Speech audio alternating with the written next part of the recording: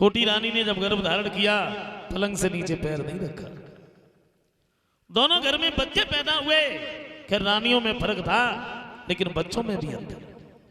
एक राजकुमार कहलाए के पलने में पाला जाता है, एक दुखिया को लाल सुलाए बे को पत्तन पे डाला जाता है। अपनी अपनी किस्मत को लेकर के दोनों बच्चे घर में पैदा हुए।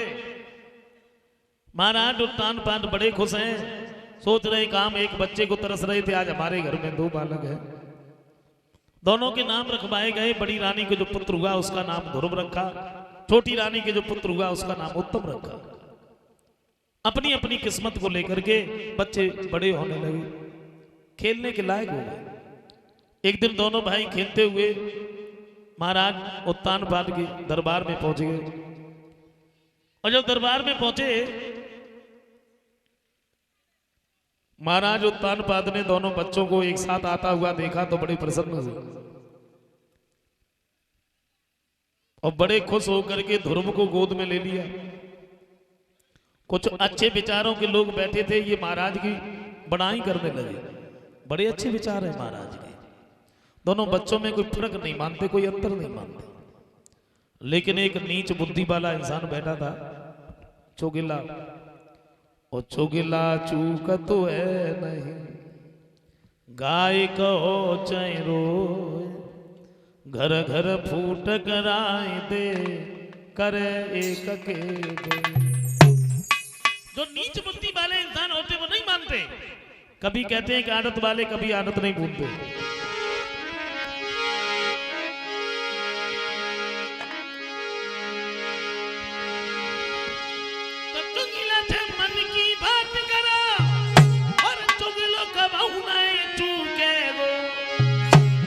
और अंधे पे भैंसियां कुतवैयो और वो 9 की 11 कूदे।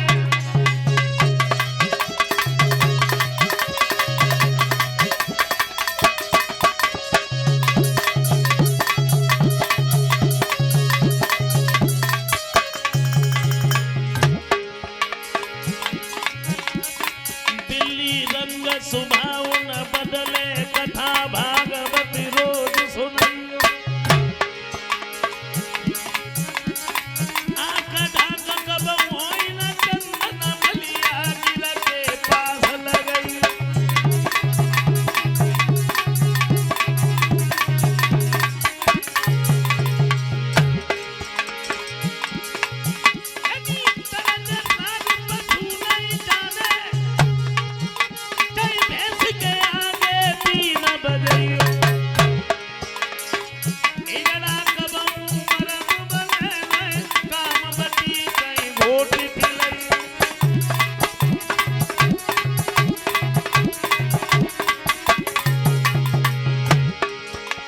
कभी कहते हैं आदत वाले आदत नहीं भूलते।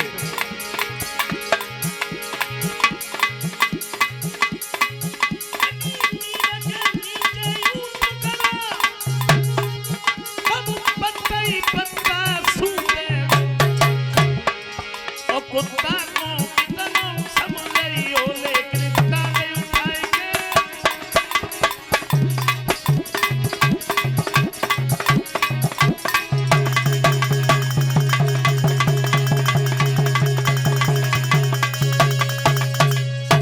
दबे पांव दरबार से निकल गया, सुरची के नजदीक पहुंचा। बोले तुम्हारा तो बहुत बड़ा अपमान हो रहा है।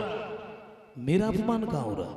दरबार में चल के देखिए आप, तुम्हारा लड़का तो जमीन पर खड़ा है, तुम्हारे दासी का लड़का महाराज की गोद में बैठा है। अपमान नहीं और क्या है? हमसे तो देखा नहीं गया, मैं तो भागा भागा चला आया। और जैसे ही सुरुचि ने शब्द सुने भागी। दरबार में पहुंची तो वही देखा उत्तम जमीन पर, ध्रुव गोद में। हाथ पकड़ करके जमीन पर खींच लिया, गाल पर एक तमाचा दिया। दोस्त तू राजा की गोद में बैठने के लायक नहीं। हाँ, तू राजा की गोद में बैठने के लायक तब होता अगर तूने पूर्व जन्म में थोड़ा सा भी भजन किया होता, तो दासी के गर्भ से पैदा ना होके बल्कि मेरे गर्भ से जन्म लिया होता। समझ गया? ध्रुव चेहरा की तरफ देखती रह गए। महाराज उत्तानपाद भी कुछ भी नहीं बोले। रोते हुए ध्रुव अपनी माता सुनीत के नजदीक पहुंचे हैं। सुनीत ने जब ध्रुव को रोता हुआ देखा तो गोद में उठा लिया। मेरे लाल, रोने के लिए तो भगवान ने मुझे ही बनाया है, मैं तुम्हारी आंखों में आंसू नहीं देख सकती। बात क्या है, किसने मारा? ध्रुव कहते मेरी मैया। मैं और उत्तम भैया पिताजी के दरबार में खेलने के लिए गए। पिताजी ने तो मुझे अपनी गोद में ले लिया। मौसी पता नहीं कहां से भागती हुई चली आई, उन्होंने मेरे गाल पर एक तमाचा दिया। सुनीति कहती है बेटा मैं तो ये सोच रही थी कोई और बात है, अपने ही तो है, मार दिया तो क्या हुआ, कोई गैर तो है नहीं। ध्रुव कहते मेरी मैया अपने हैं इसलिए तो कुछ ज्यादा लग रही है। पिताजी भी कुछ नहीं बोले। सुनीति कहती है बेटा अगर वो तुम्हारे पिता होते तो बोलते, मतलब मेरे पिता कोई और है। देखो ना उत्तम भैया अपने पिता की गोद में रोजाना बैठता है, मुझे मेरे पिता की कितनी याद आती। भैया कौन है मेरे पिता, कहाँ रहते हैं? बोले बेटा तुम्हारे ही नहीं बल्कि सारे संसार के पिता हैं भगवान, रहते कहाँ हैं? बोले बेटा भगवान के लिए कोई भी जगह खाली नहीं, कड़कड़ में प्रभु का वास है। तुम झूठ बोल रहे हो, क्यों? अगर मेरे पिता हर जगह रहते, मौसी मुझे मारती रही कि अब मेरे पिता बचाने नहीं आते।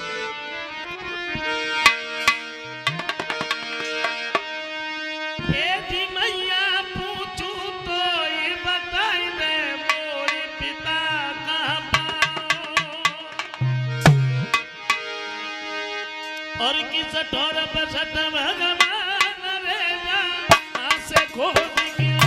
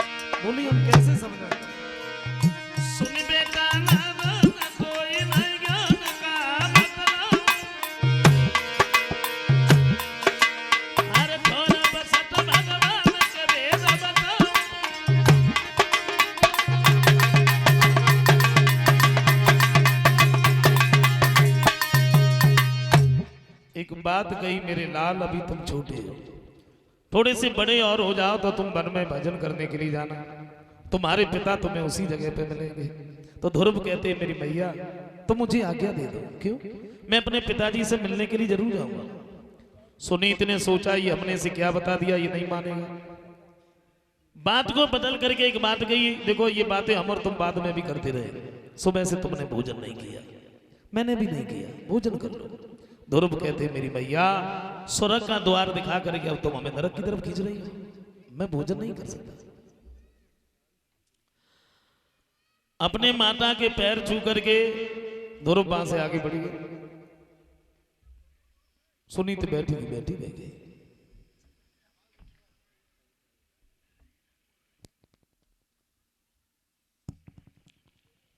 ये भाई किसी के पास में देखो अपनी अपनी जेब में किसकी है?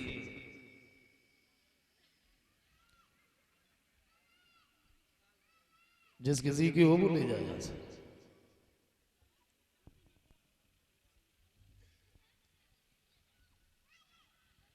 आओ गौर करते हैं, एक लाइन हम उसमें से सुनाई दे रहे हैं आपको। ये दो लाने हमारे पूजनी बड़े भाई साहब ने गाई थी। एक लाइन तो बैठ के गम की तनाइयों और तेरे बारे में सोचा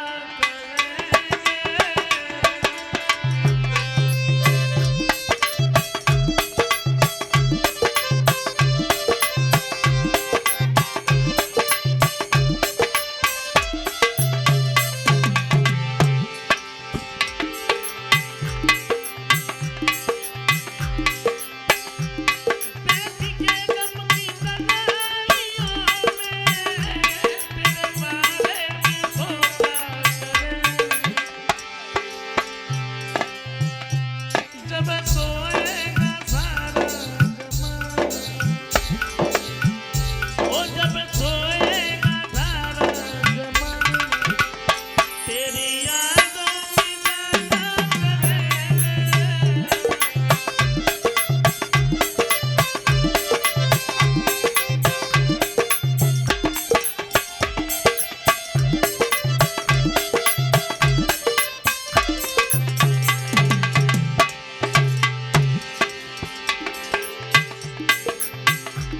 सामने रख के तस्वीर तेरी, तुझे जी भर के देखा करेंगे।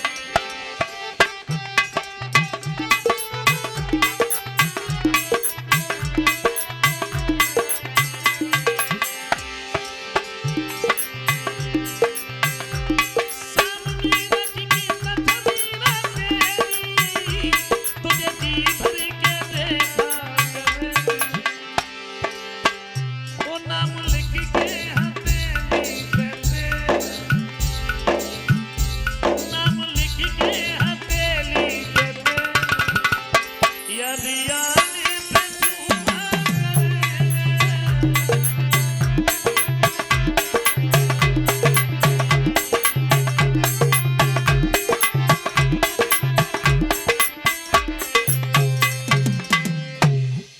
तीन दिन तक ध्रुव बैठे रहे। 3 दिन के बाद में जब इनके नेत्र खुले तो क्या देखा, सामने फल पड़ा है।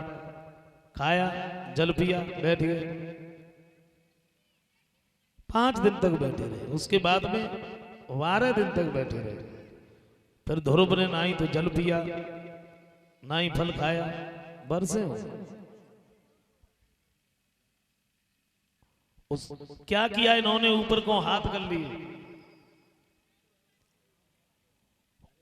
श्वास को खींच करके ब्रह्मांड में रोक दिया। ध्रुव ने जब सांस लेना ही बंद कर दिया तो कोहराम मच गया।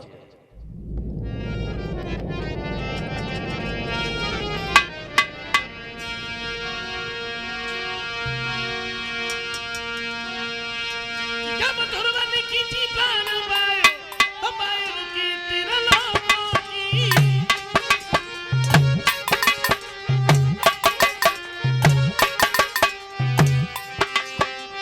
आकाश हिलो, ब्रह्मांड हिलो, चमक उठने लगी प्राणियों की।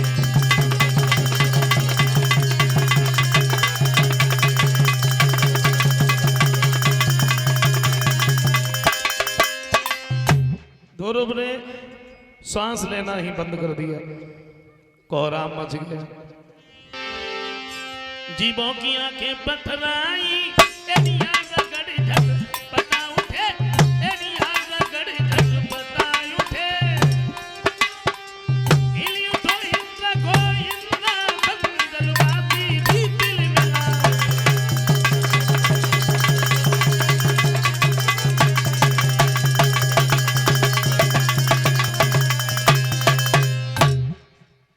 कोहराम मच गया। महाप्रलय सी नजर आने लगी। विष्णु भगवान शेष की सैया पर विराजमान थे। शेष के मुंह से जब झागे निकलने लगी, सोचा ये क्या हो रहा है।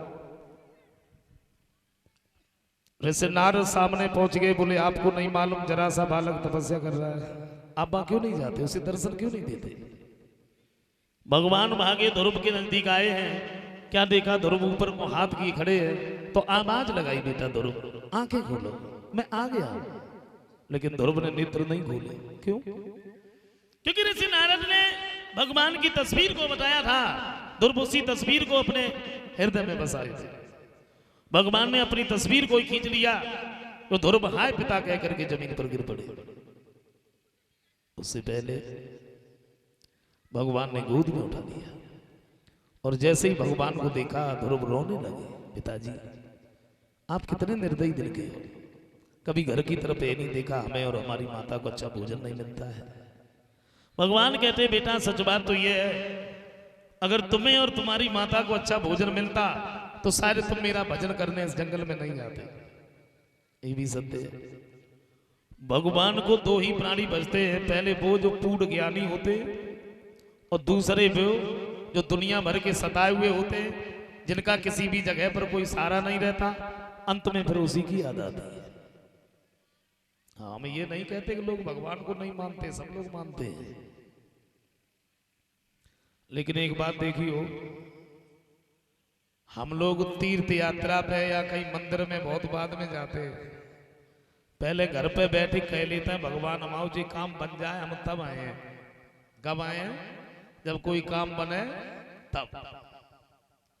और काम अगर बन गया फिर भगवान को पागल समझता है। क्या बताएं प्रभु, समय ही नहीं मिल रहा है। आऊंगा जरूर, मैं भूला थोड़ी हूं।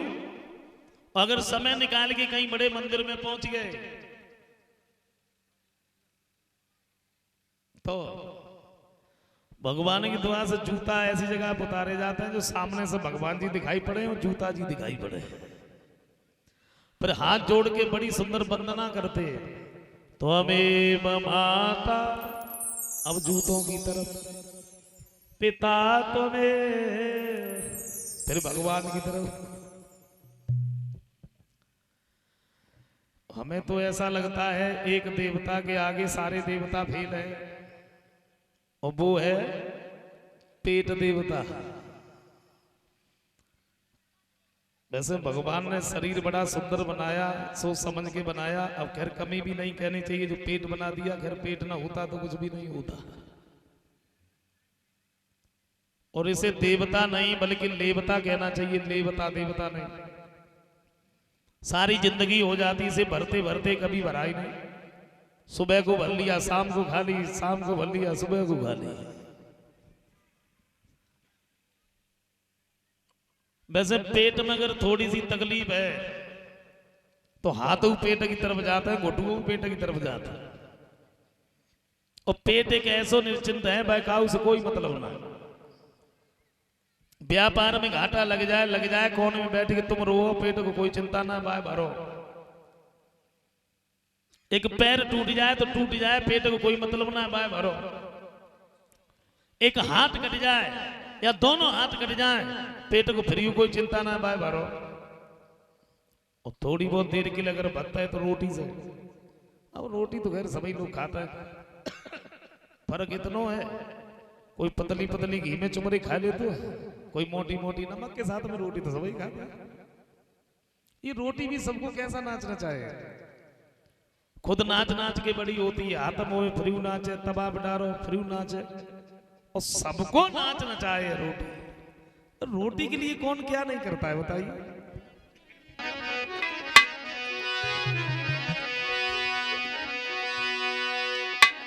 कभी कहते हैं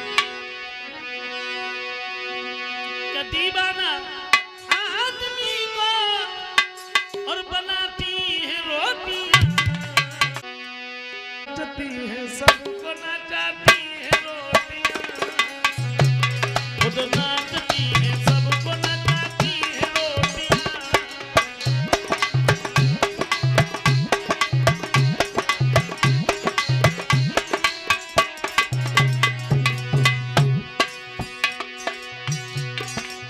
गौर से सुनिएगा बात बड़ी, हर एक के सामने ये बात अड़ी है। रोटी के लिए कौन क्या काम नहीं करता, रोटी के लिए इंसान झूठ बोलता। भाई का दुश्मन भाई है रोटी के लिए,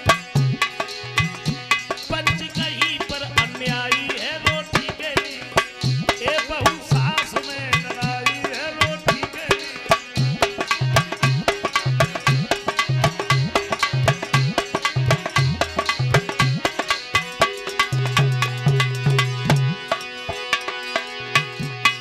रोटी के खातिर बन गई, रोटी के खातिर बन गई घर घर में पार्टियां, खुद नाचती है सबको नचाती है रोटी।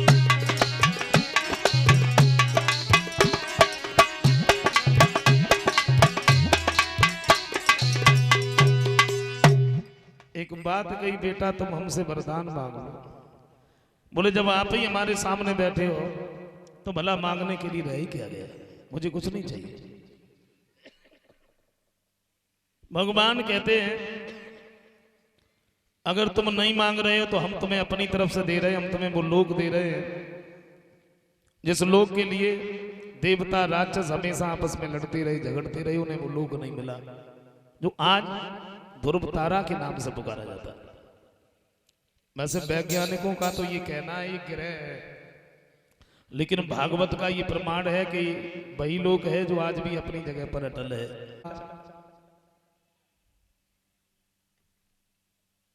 आयु, विद्या, यश और बल, सम्मान करना चाहिए ना,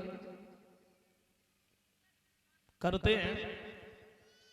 लेकिन मुझे ऐसा लगता है कि हम सब लोग शॉर्ट में चलने लगे, जमाना शॉर्ट चलने लगा।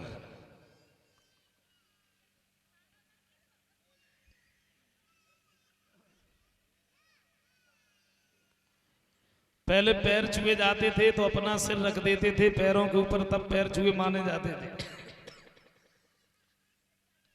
फिर सोची कहां अपो सर रखत करो बिना मतलब में, हाथ से छुए के माथे से लगाए उठे।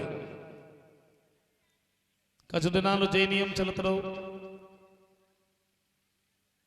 फिर और कुछ पढ़े लिखे भाई, फिर परियां छुए के छाती से लगाए उठे। अब तो बिल्कुल ही पढ़े लिखे हैं। देहात में आज भी अच्छा है, शहरों में देखो बड़ी बड़ी पार्टियां, उसमें देखो परियन लोग पहुंच गए तो पहुंच गए ना, एक दूसरे को पेट ही छू लेता है। सच बता रहा हूं, कच झुकत ना है और कच भगवान के द्वारा से पेंट चले से झुकना ही ना देता। पहले राम राम राधे श्याम सीताराम कहा करते थे, बिल्कुल दूर धरी। और तो भगवान जाने जाने कहा चलो वो टाटा हेलो हाय बाय। अब बताओ टाटा कौन से भगवान होना हुआ है। मुझे ऐसा लगता है कि हमारे जो भाई है ना, ये रामकृष्ण के बारे में थोड़ा कम ध्यान दे पा रहे, फिल्मी एक्टरों के बारे में ज्यादा ध्यान दे रहे। वो पर्दे पे कैसे निकल गए, कपड़े कैसे हमें पहनने, सर के बाल कैसे हमें करवाने हैं? वैसे देखा जाए तो फिल्म वालों ने हमें दिया क्या है, केवल बर्बाद किया और कुछ नहीं। अब बताइए आप, अपने भारत की संस्कृति है, शास्त्रों के अनुसार फटा हुआ कपड़ा नहीं पहनना चाहिए। अब जिसके पास नहीं है उसकी तो बात अलग है, गंदा और फटा हुआ कपड़ा नहीं पहनना चाहिए। लेकिन अब पैंट लेके आते और जोले ऊपर से नीचे दो चार कटना लगे तब तक वो पैंट ही ना है। बताओ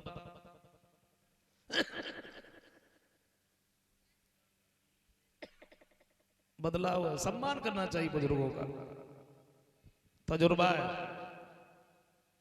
जिस रास्ते से हम गुजर रहे हैं वो गुजर चुके हैं, सम्मान करना। मैं बताऊं, एक ट्रेन में एक बुड्ढे सफर कर रहे थे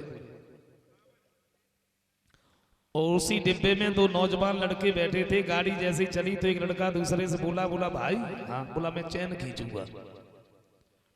दूसरा लड़का कहने लगा पागल है, चैन खींचेगा, पकड़ गए तो 500 रुपए जुर्माना लगेगा, कौन देगा? बोले कुछ भी हो जाए लेकिन मैं चैन खींचूंगा। तेरे पास कितने हैं? बोले 200।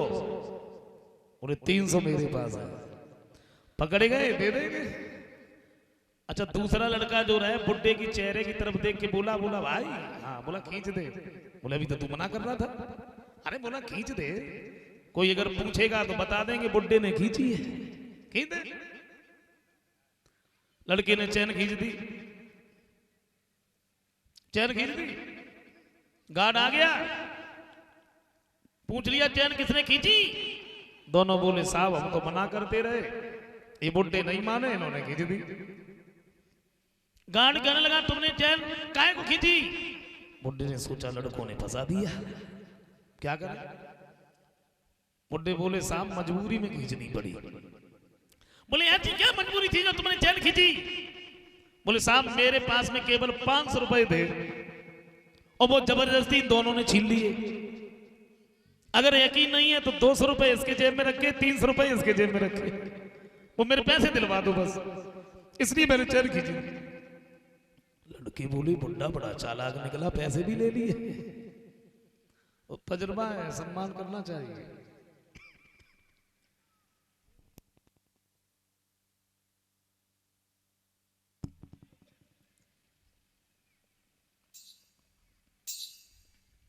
ध्रुव सबके साथ पैदल पैदल वहां से आगे बढ़ गए। अपनी माता के नजदीक नहीं, सुरुचि के नजदीक चले। सुरुचि ने सुना है कि ध्रुव तपस्या करके लौट रहे, हमारे पास ही आ रहे हैं, तो दासी को बुला लिया। मैंने उस दिन ध्रुव को बहुत मारा, आज मैं ध्रुव के सामने कैसे जाऊं? तू ऐसा कर, तू मेरे लिए जहर ले आ। बोले अब जहर मंगा रही है, मैं नहीं जाती। तब तक ध्रुव सामने पहुंच गए तो सुरुचि ने दरवाजा बंद कर लिया। ध्रुव ने आवाज लगाई, मैया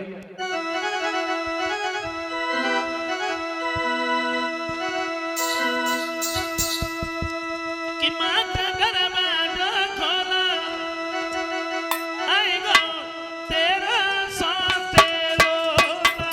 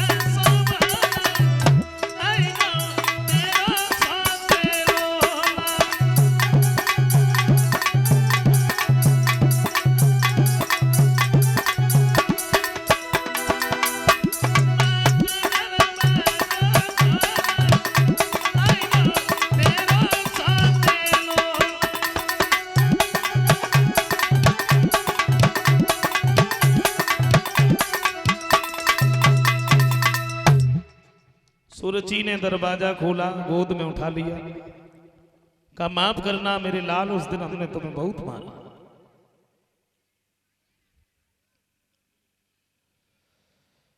जवाब दिया, मैया अगर तुम हमें न मारती तो शायद भगवान के दर्शन भी नहीं होते। वहां से ध्रुव अपनी माता सुनीत के नजदीक पहुंचे। क्या देखा, मां रो रो करके अंधी हो गई, हाथों से टटोल करके घूट में उठा लिया। बेटा भगवान के दर्शन हो गए? जी मैया, हमें भी करवा।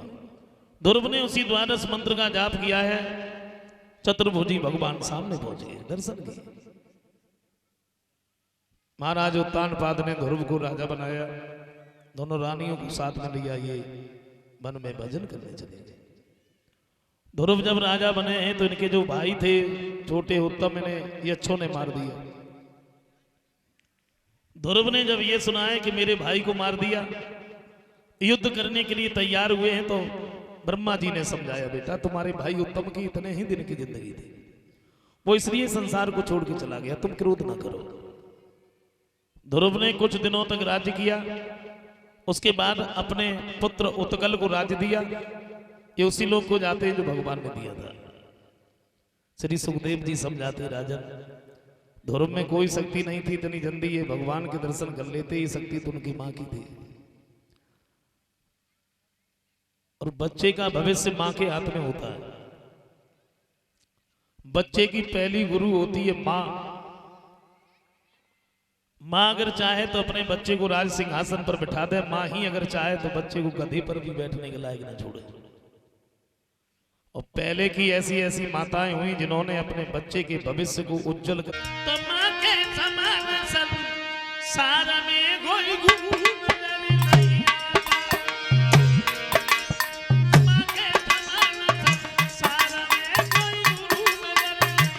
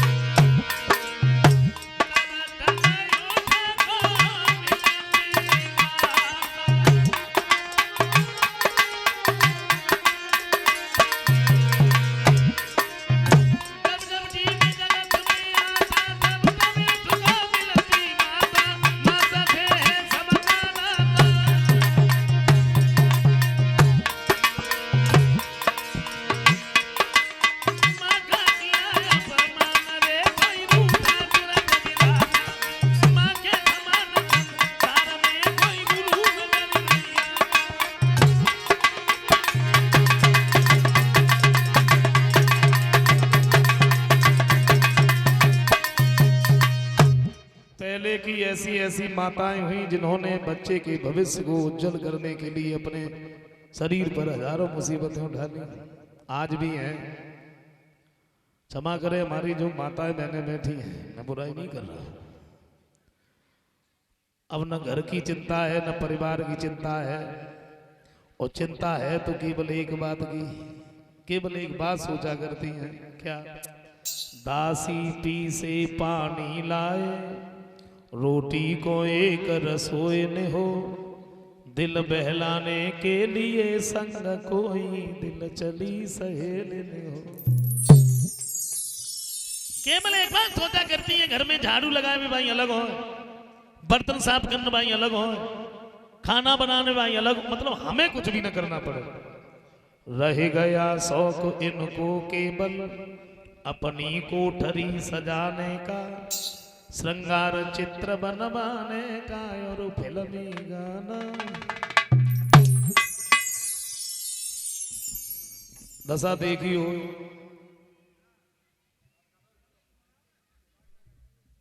बर्तन देखो सब्जी में सबले से डरे, कोई मतलब ना।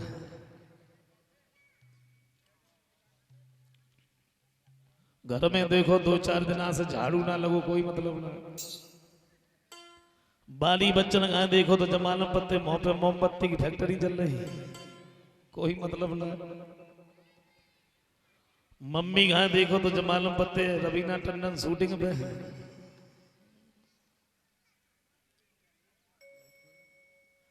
समझ में नहीं आता, लेकिन ऐसा नहीं होना चाहिए।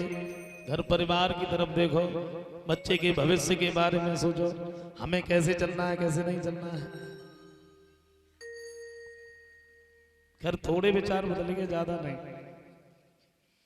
पहले जो हमारी माता बहनें थी ना, सुबह सुबह 4 बजे उठती थी, चकिया चलाई जाती थी, सुबह 4 बजे उठ के झाड़ू लगाती थी, और तब बड़े अच्छे अच्छे गीत गाया करती थी, कभी राम बन के कभी श्याम बन के चले आना प्रभु जी। गीत तो आज भी गाए जाते, लेकिन अब वो राम श्याम वो तो दूर हो गए, अब उनकी जगह पर फिल्मी गीत आ गए। झाड़ू लगाने वाला अलग गीत है, बर्तन साफ करने वाला अलग गीत है, खाना बनाने वाला अलग गीत। ऐसा लगता है गीत से ही खाना बन रहा है, गैस खर्च ही नहीं हो रही है। और उस गीत का अर्थ कहां जा रहा है उससे कोई लेना देना नहीं, लेकिन गाना गाना जरूरी है, उसका कोई अर्थ से कोई मतलब नहीं। मतलब हमने बताऊं रहे, एक जनी आंगन में खड़ी खड़ी ये गीत गाए रही थी, कौन सा मैं बताऊं? दिल बेकरार है छाई बहार है। अच्छा ये गीत गा रही है, आंगन में खड़ी गीत गा रही थी, गा भी रही है और खड़ी खड़ी सिर खुजा रही, सिर। दिल बेकरार है छाई बहार है, और तब तक सिर खुजाते खुजाते एक पकड़ लिया, और पकड़ के नाखूनों पर रख लिया। मारती बोली आजा मोरे बाल मां तेरा